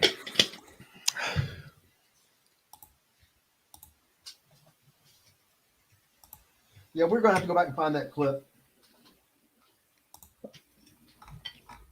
First of all, we just need to look around the time where the hire was made.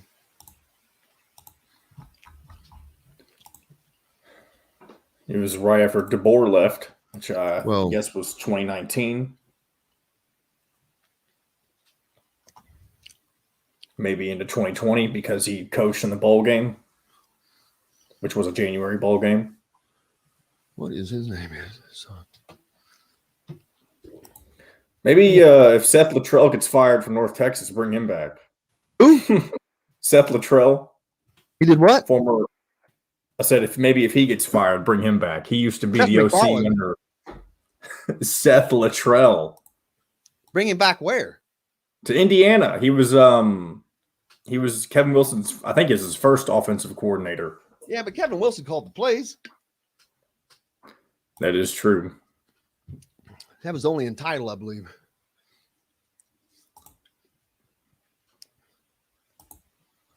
Kevin Johns, I don't know what happened to him. I think he went to Western Michigan or something. I don't know if he panned out very well. Thanks for joining us, Sam. He's the administrator of the Indiana Hoosiers Football Fans Facebook page. Nice. Appreciate All right, here we go. Also catch Indiana Sports Beat Radio there each day at your convenience, or you can find it any place you podcast or on this station each weekday. If we're not on the station where you live, we should be. Ask for Indiana Sports Beat Radio.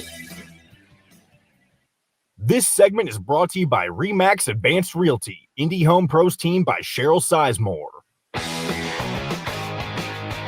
Now back to the Golf Club at Eagle Point Studios for more Indiana Sports Beat Radio with Jim Coyle, presented by Andy Moore Honda of Bloomington and Southern Stone Restaurant. How is everybody doing on this Thursday? Jim Coyle here. Dustin Schutte also. Lots of football. Oh, Nelly! Coming up this weekend. Miss Keith Jackson, man.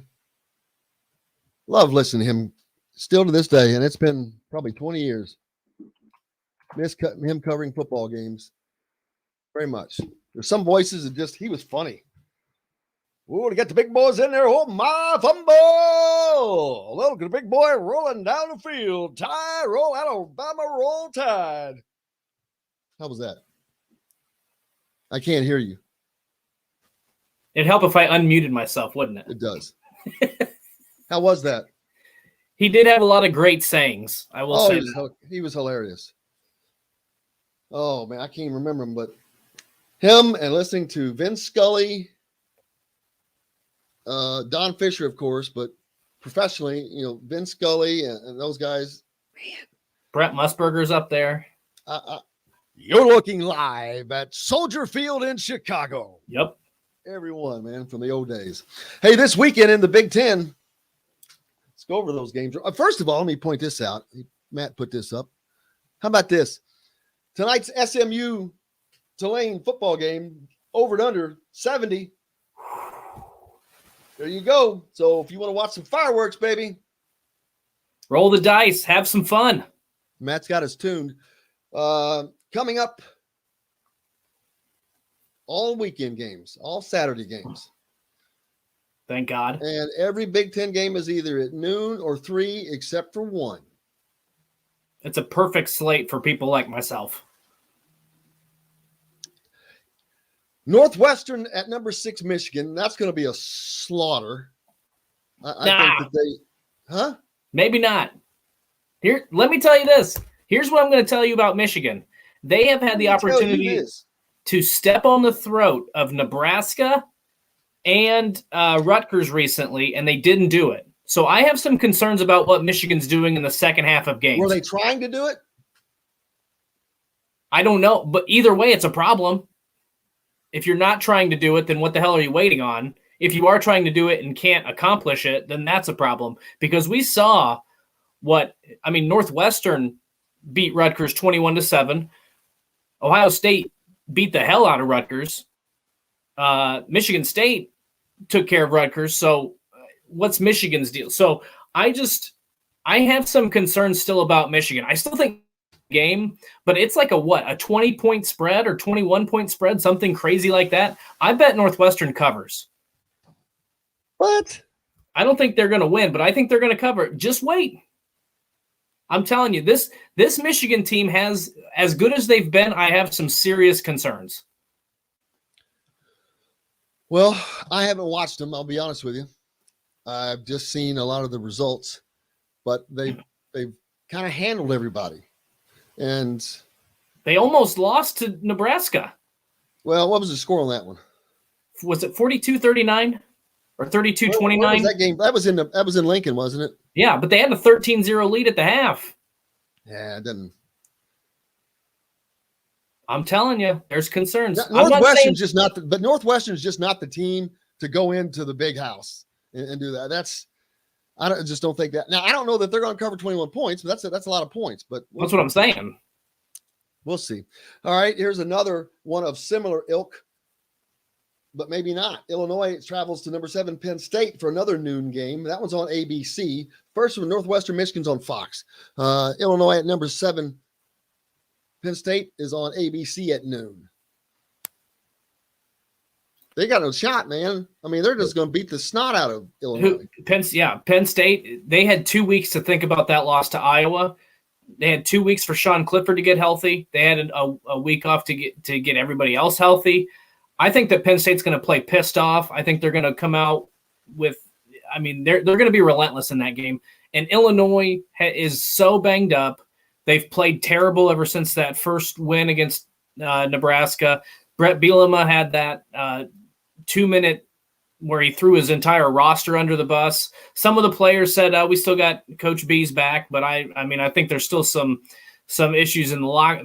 There's probably going to be some issues in the locker room. I wonder how motivated they're going to be after that 2-minute spiel where he threw his players under the bus. I think that this has the makings of like a 50-0 game. Like, I don't know how Illinois is going to score points. They couldn't score on Wisconsin. I don't know how they're going to score in this game. This is going to be another shutout. Maybe it's not 50-0, but it's going to be ugly. Yeah, I agree with you because they're going to be at home. Their defense is pretty lights out, yeah. good. Wisconsin traveling down to West Lafayette to take on number 25 Purdue at 3:00 on BTN, the only non-national televised game. You can get a ticket for as low as $39. Not bad. But Purdue now ranked after knocking off. Did you see the tweet of theirs that went viral? Beating the number 2. Yeah. We beat the number 2 out of the number 2 team or whatever. And we beat the number 2 out of Iowa or something like that. Yeah, we beat the number 2 out. We beat the number 2 out of Iowa. Pretty hilarious. Got to give them credit, man. It's pretty crafty. The thing went viral. Where's the spread on this? I'm not looking at spreads. So Wisconsin's at Purdue. I think Purdue's getting a couple of points. I think the last I saw was Wisconsin was the 2.5 point. I think Wisconsin was a 2.5 point favorite, if I remember correctly. What? Yeah, hold on. In West Lafayette? That's crazy. I believe so. Hold on. Yeah, I need to get it pulled up on this other one. This shows Google machine right now. Top 25. Oh, you dummy. No, Wisconsin now is -3. So Wisconsin's a 3-point favorite in West Lafayette. I don't get that. Wisconsin has not shown that to me. But Purdue hasn't beaten Wisconsin since 2003. So I'm sure that's playing into the factor here. And Jeff Brom's, I mean, obviously, Jeff, if they haven't beat him since 2003, Jeff Brom's never beat him. He's had some chances, but they've fallen short. I don't know. Again, Purdue's defense is playing really well. They've got the 5th best scoring defense in the country. Their pass defense is really good. How's Wisconsin going to cover David Bell? I mean, that's a great question. I don't know. The thing that's the most intriguing part of this is Wisconsin's strength is defending the run. They're one of the best in the country at defending the run. Purdue doesn't care about running the football. And they're using multiple quarterbacks to do it, up to 3 last week. Yeah. Yeah, they used all 3. Yeah. And they do all kinds of looks. Jeff Brom is a very, very good offensive coach. Mm-hmm. And if he gets any momentum and gets these players having confidence, they're just going to get better and better. But the key was last week, defense, having defense. They hadn't had defense play. Now you got defense play. It takes a little pressure off of you. You can focus a little bit more on the offense. And that's not good news for Purdue's opponents. But I think Purdue wins that game, and I think that they cover the spread. Well, yeah, if they win the game, they will cover the spread. Is +5 at home or +3 at home. That's crazy. Yeah. I wouldn't have thought that. But Vegas knows what they're doing most of the time. They do. I mean, yeah, we already know that. But all right, here's probably the best game of the day in the Big Ten is Maryland at Minnesota. Both teams are 4-2. The spread is Minnesota -5 at home, which I would agree with that, but I think that's dangerous up there. It could be a little trappy game. Over and under is 54.5. Yeah, I would not touch that game at all because I don't know what. Vailoa has been playing pretty well, hasn't he? Well, he hasn't played well the last 2 games. I mean, they gotten blown out by Iowa and by Ohio State. And I haven't watched those games, but is it what do they have going on? Do they have offensive line deficiencies?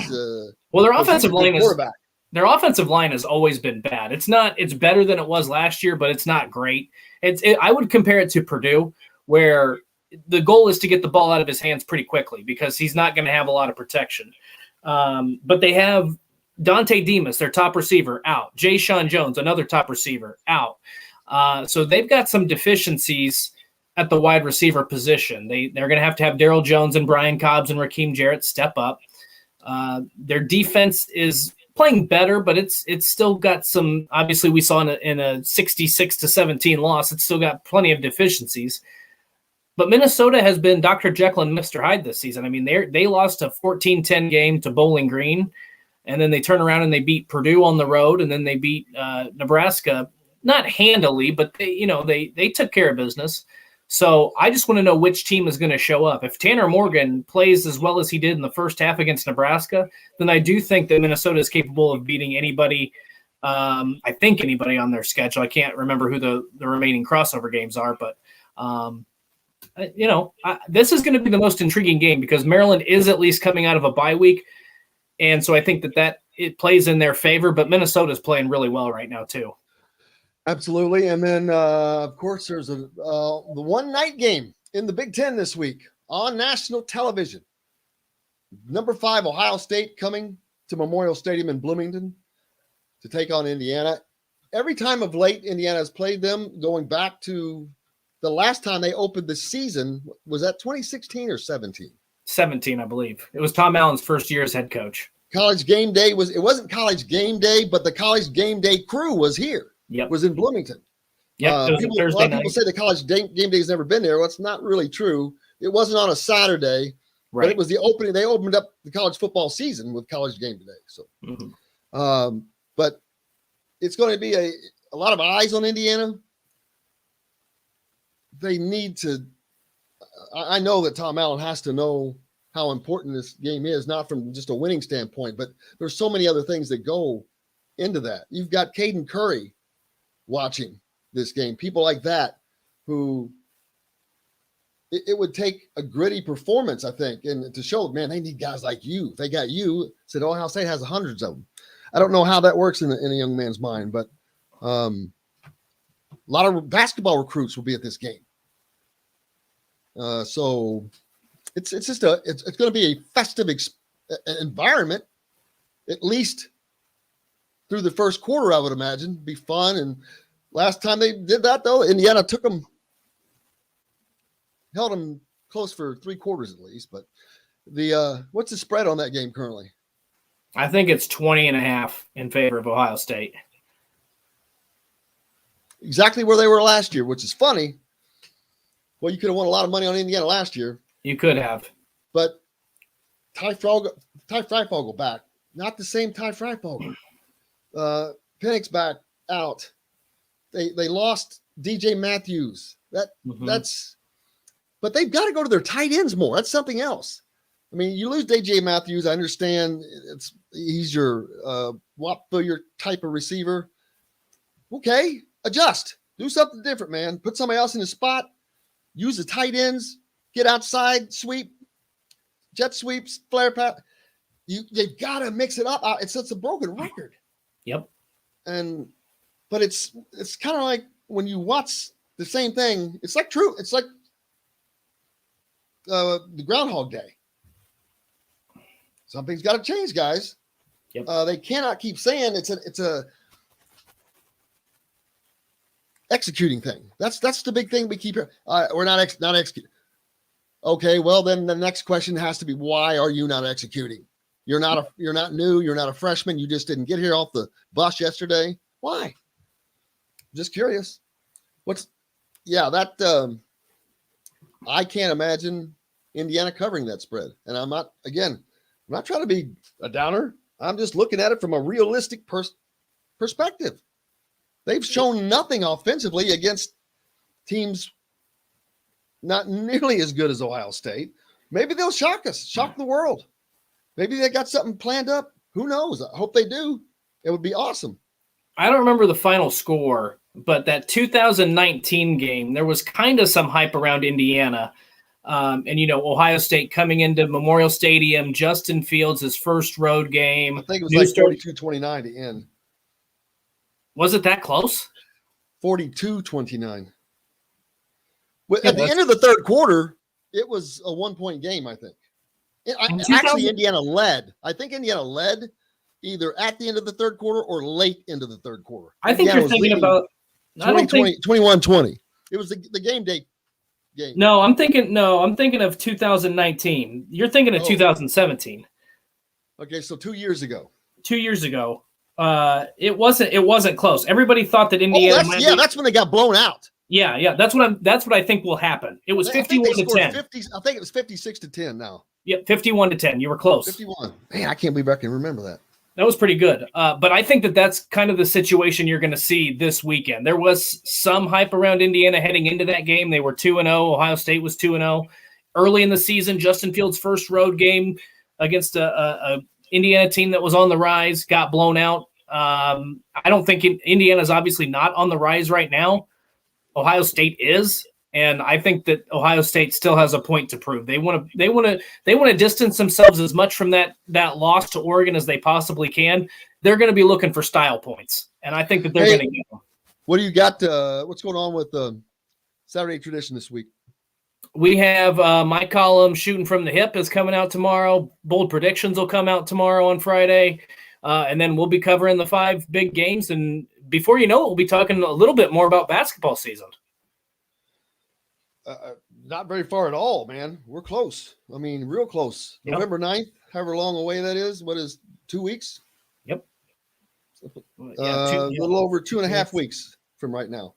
So, yep, that'll be good. Well, man, it's been another fun day, but of course, it's always fun when you're here. But more importantly, it's always fun when all of you guys are here listening, and we appreciate you more than anything. And I know a lot of you guys listen after we're off from live, and we appreciate that even more. Make sure you please ask that you give us a follow on Twitter at Jim Coyle ISB or at Schutte CFB. And then go to YouTube and make sure you sign up and subscribe to the show. That way you'll get them all. And there's no cost or anything like that. But hit notifications and like it if you wouldn't mind. It really helps for us. We'd really appreciate that. Man, Dustin, always great time, brother. Looking forward to doing it again. Yep, we'll do it again next week. It's always fun to join, and it always goes too fast. Don't forget our friend Cheryl Sizemore. If you're looking for a home in the Indianapolis area with over 2 decades of experience, Cheryl could be the difference in getting the home you want. You can reach her at 317-298-0961 or Cheryl at IndyHomePros.com.